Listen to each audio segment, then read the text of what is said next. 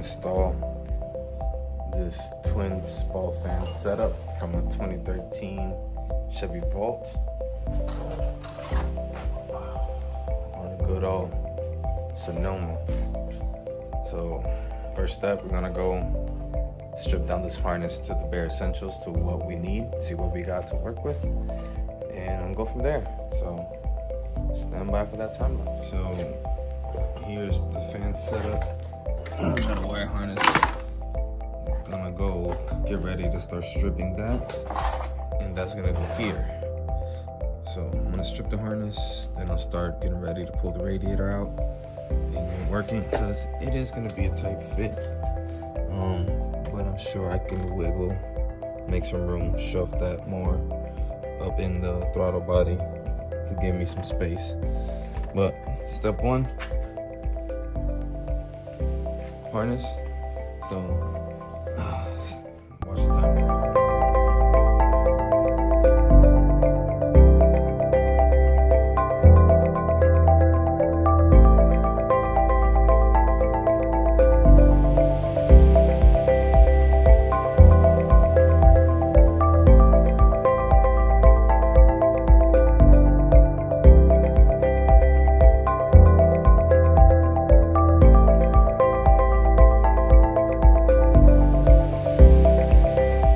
So now we got all that cleaned up.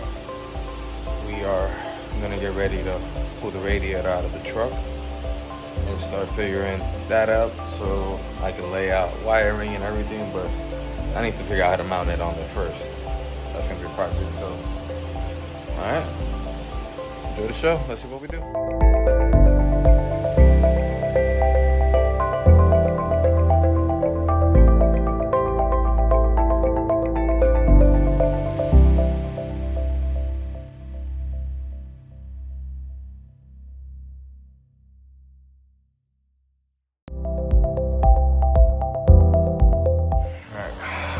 So it's close. It's close. So I gotta try to find a way to make it as tight as possible. Mostly from my intercooler pipe, because that intercooler pipe is gonna come pretty much somewhere around here. So, but yeah. Sorry about the fan noise.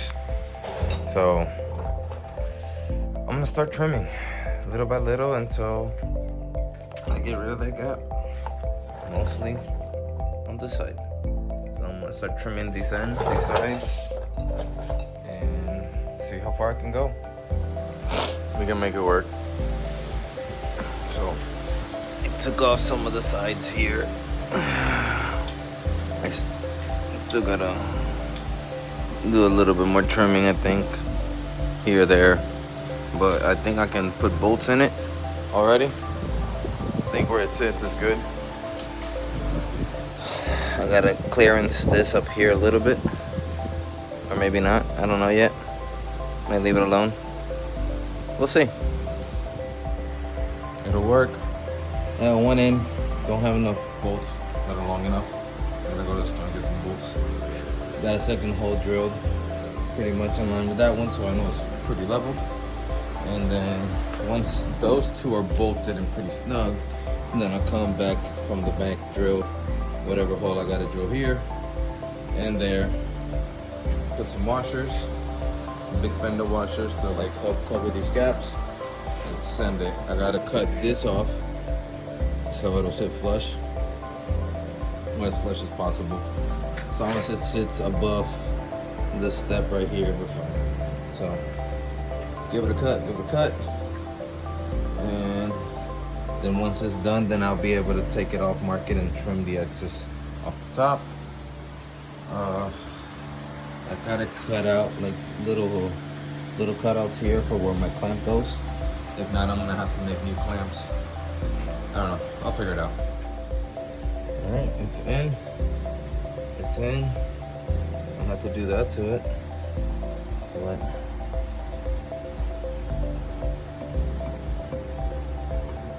hopefully, I mean, I'm having to push it a lot for it to move. So on. It shouldn't move.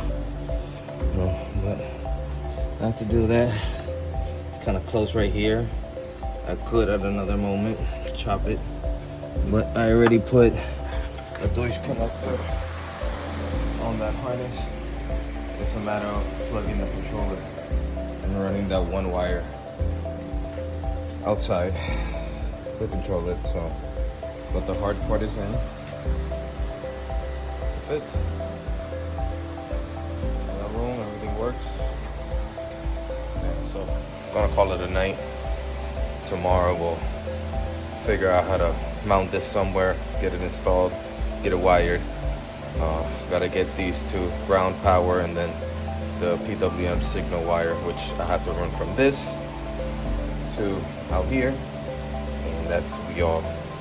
I'm gonna be running both fans via the ECU as normal, but instead when the first fan kicks on, it'll turn this on as well. I saw somebody do it and I kind of liked it that way, and then it'll ramp up the fans, or I could just have this on an ignition key and they'll ramp up slowly once they get power. So I'm gonna try, see what happens, see what we figure out. So stay tuned, see what we do later.